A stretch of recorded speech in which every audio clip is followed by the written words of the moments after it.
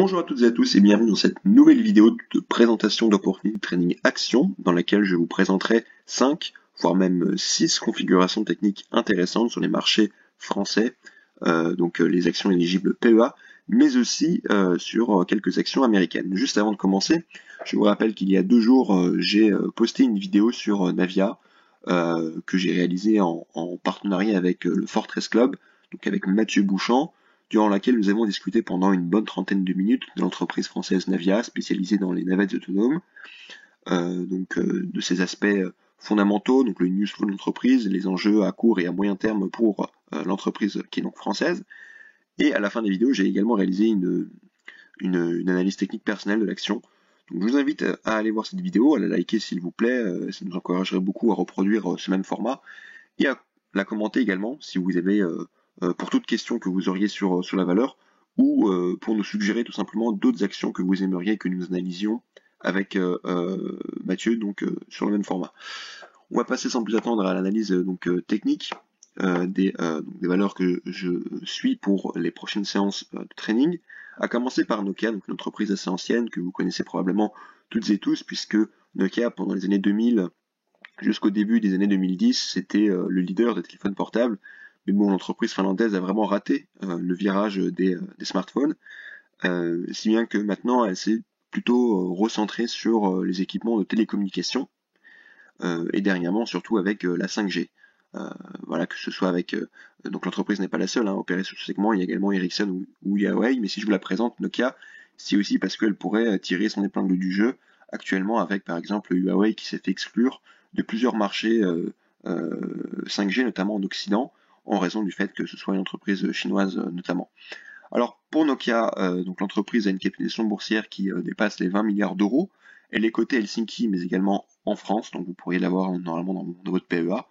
Donc il y a eu récemment les résultats qui sont sortis sur Nokia et qui ont vraiment été appréciés, comme vous pouvez le voir avec le gap haussier ici du 28 avril.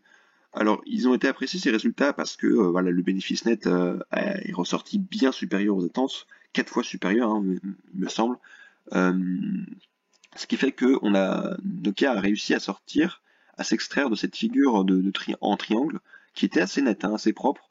Vous voyez ici avec le bas du triangle, que j'ai commencé à tracer à partir du crack de mars 2020. Et le haut du triangle, lui, qui remontait à tout début 2019. Donc les cours de Nokia étaient vraiment bloqués dans ce triangle, mais on a eu ce qu'on appelle un breakaway gap avec la publication des résultats. Une bougie rouge toutefois sur la séance qui a suivi cette publication, qui allait peu ou prou retester ce support des 3,84,85. Et là, sur la séance du vendredi, donc aujourd'hui nous sommes le 1er mai, donc sur la séance du 30 avril, on a eu voilà, un rebond qui s'est entamé sur ce support-là. Donc, pour vous montrer également l'aspect long terme sur la valeur, donc vous voyez hein, vraiment ce triangle qui dure depuis 2019, qui est assez, qui permet au cours vraiment d'entrer dans une congestion assez forte. Sur le long terme, et là encore je suis en logarithme, mais si on passe sur le long terme, vous voyez que Nokia, on est au plus fort de la bulle technologique des années 2000, on était à pratiquement 60 euros. Juste avant qu'elle décroche au niveau des smartphones, sans mauvais jeu de mots, en novembre 2007, elle était à 25 euros. Maintenant, Nokia s'échange autour des 4 euros. Donc moi, ce que je vais surveiller maintenant, c'est, dans un premier temps, c'était le pullback sur le haut du triangle et sur le support. On l'a pas vraiment eu, on l'a eu à quelques centimes près, donc je ne sais pas si on a déjà entamé, si on a déjà eu le pullback, qu'on a entamé la reprise de la tendance haussière, ou si dans les prochaines séances on pourrait vraiment avoir un retour précis sur les 3,84 €. Donc à surveiller, normalement là on devrait relancer une belle dynamique haussière puisqu'on a cassé vraiment cette figure. Évidemment si on la réintègre, le scénario serait caduque. Donc a priori on devrait s'ouvrir la voie maintenant, j'imagine des 4,50 € ici pour le prix, pour avoir un prix psychologique, voilà, le seuil des 4,50 € à 14%, voire même s'ouvrir la voie ici des presque 5 €, voire même 5,20 € à moyen long terme. Ce que je viserais en fait, c'est tout simplement le haut ici d'une oblique donc qui d'ailleurs, en fait, c'est merveilleux, se trouve autour des 5,20 €. Donc le haut de cette oblique, vous voyez cette oblique en noir ici, une oblique historique hein, qui contient les cours depuis 2000. Donc je pense que si on relance cette dynamique haussière sur le cas, on pourrait viser à long terme cette oblique qui se situe voilà, plus ou moins à 5,20 €, 5,30 €, donc à 35-40% des cours actuels. En revanche, à très court terme, faites quand même attention parce qu'avec ce gap-là, on est entré dans des niveaux de RSI assez hauts, hein, on est repassé au-dessus de la borne à 70. Dernièrement, quand on avait eu là, pendant le pic spéculatif de l'affaire GameStop, Nokia également avait pas mal monté. On a vu ce pic au-dessus des 70 et ensuite on avait pas mal chuté. Donc voilà, surveillez surtout le comportement de Nokia dans la prochaine séance pour pas que l'action ne réintègre en tout cas ce triangle, ce qui serait un signal invalidant la récente hausse. On va enchaîner avec notre action française, il s'agit de GTT que j'ai déjà présenté, il me semble, à 2 reprises sur ma chaîne. Donc Gaz Transport et Technigaz, GTT est le leader mondial des systèmes de confinement à membrane cryogénique pour le stockage et le transport maritime du gaz naturel liquéfié. L'entreprise a une capitalisation de 2,7 milliards d'euros et ça se fait sur des marges assez rentables, hein, autour de 60%. Donc l'entreprise présente une très forte rentabilité. Et concrètement, pour décrire son business model, il consiste, si je ne me trompe pas, à vendre sous forme de licence sa technologie donc de membrane cryogénique à des chantiers navals, principalement en Corée du Sud. Donc vous avez voilà les chantiers navals qui construisent par exemple des méthaniers ou voilà donc des méthaniers et qui vont faire appel à GTT pour l'utilisation de sa technologie de pointe de stockage et de transport donc du gaz naturel liquéfié. Donc pour en fait finalement recouvrir les cuves de ces gros bateaux. Donc voilà pour la description. L'entreprise d'ailleurs fait partie d'ailleurs de l'une des plus innovantes en France avec pas moins de 900 brevets à son actif. Donc c'est une entreprise qui est vraiment qui innove énormément et qui a en plus l'intérêt de proposer un dividende d'autour de 5%. Vous avez également Engie hein, qui me semble hein, qui est actionnaire à 40%, même si je pense que même si je ne me trompe pas, l'entreprise donc Engie a récemment annoncé vouloir céder ses parts dans GTT. Donc ce qui m'intéresse sur GTT, c'est ici ce canal baissier, vous voyez, hein, canal baissier, on est arrivé sur le bas du canal ici en début mars, et ensuite on a donc marqué un temps de pause, hein, une sorte de congestion qui a duré un certain temps. Hein. Si je mesure ici la durée de cette congestion, on a autour de 2 mois. 2 mois où on a fait du surplace, hein, on est resté vraiment dans un range tout petit, entre 67 et 70 euros, donc à faire des allers-retours sur le bas et sur le haut du range. Mais on l'a cassé, juste ici, comme vous pouvez le voir, voilà, le 20 avril. Et ce qui m'intéresse surtout, c'est que en plus d'avoir cassé le range et d'avoir effectué un pullback sur la borne haute de celui-ci, les cours ont également réussi à franchir la borne haute de ce canal baissier, ce qui pourrait laisser supposer une reprise de la dynamique haussière. À long terme, il faut savoir que la valeur est quand même plutôt haussière, hein, ce qui n'est pas étonnant compte tenu donc de sa situation fondamentale.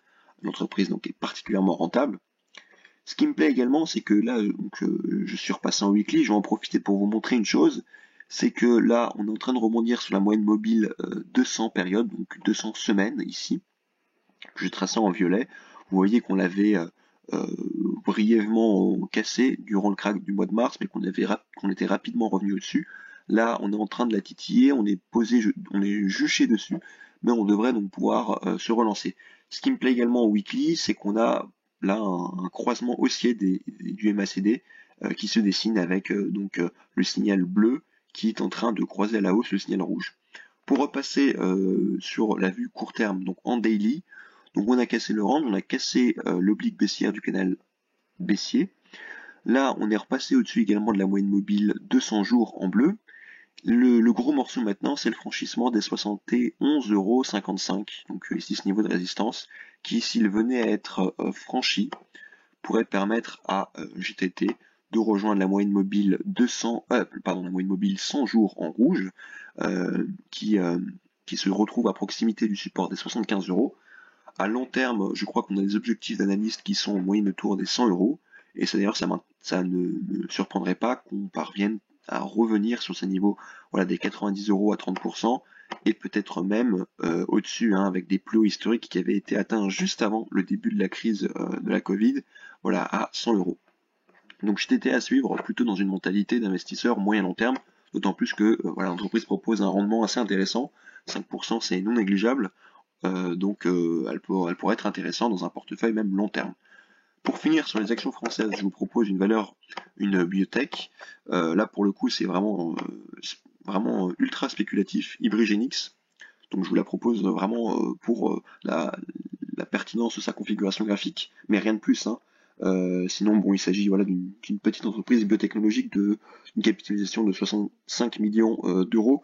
Ce qu'il faut savoir sur Ibrigenix simplement, c'est que c'est une filiale de DMS, Diagnostic Medical Systems, qui est également cotée et dont le comportement boursier d'ailleurs est souvent voilà, semblable à Ibrigenix. Les actions évoluent un peu ensemble. DMS est actionnaire à hauteur de 80% de sa filiale Ibrigenix. Sinon, pour rester vraiment sur le graphique, ce qui m'intéresse ici, c'est qu'on avait ce gros niveau de résistance devenu niveau de support ici à 25 centimes 60.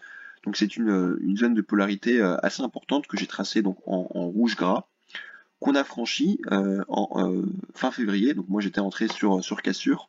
Derrière, vous voyez qu'on a eu une grosse spéculation de 70 à 80% avec des volumes très importants, mais qu'on a eu par la suite un véritable donc, dégonflement, une grosse correction et un retour sur ce niveau en rouge, avec là ici une sorte de double creux qui a été validé avec en plus le franchissement de l'oblique baissière ici.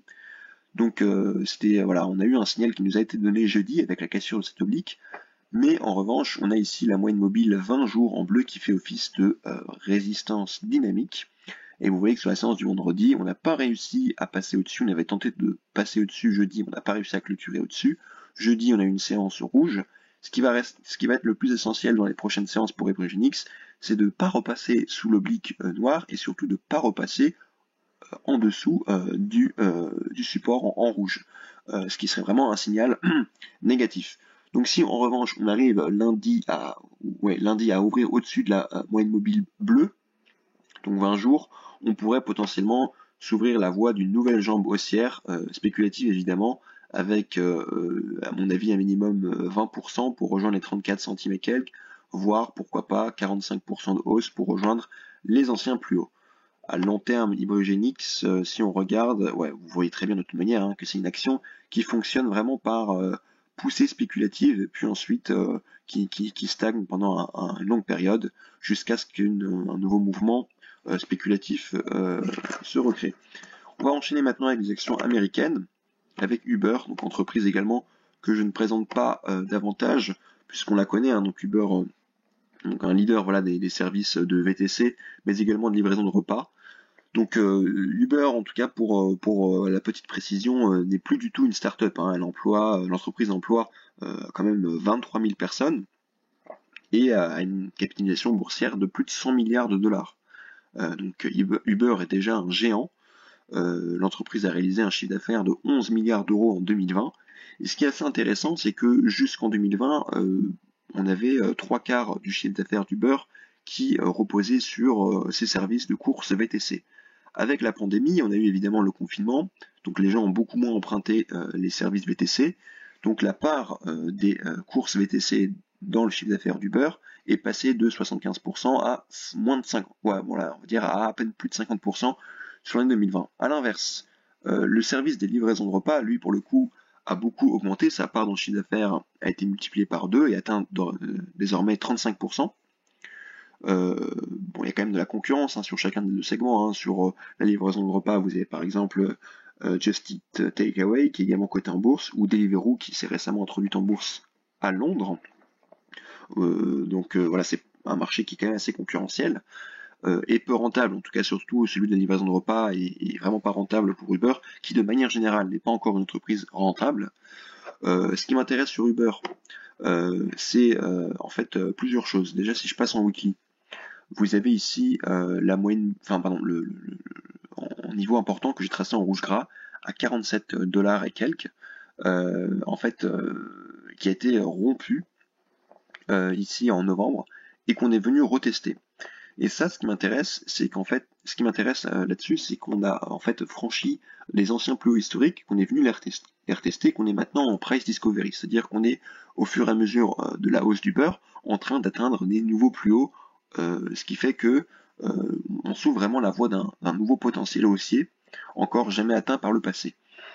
Donc voilà ce qui m'intéresse le plus vraiment, voilà, c'est cette cassure et ce pullback sur les anciens plus hauts, ce qu'on appelle également les GLB, hein, les Green Line Breakout Strategy.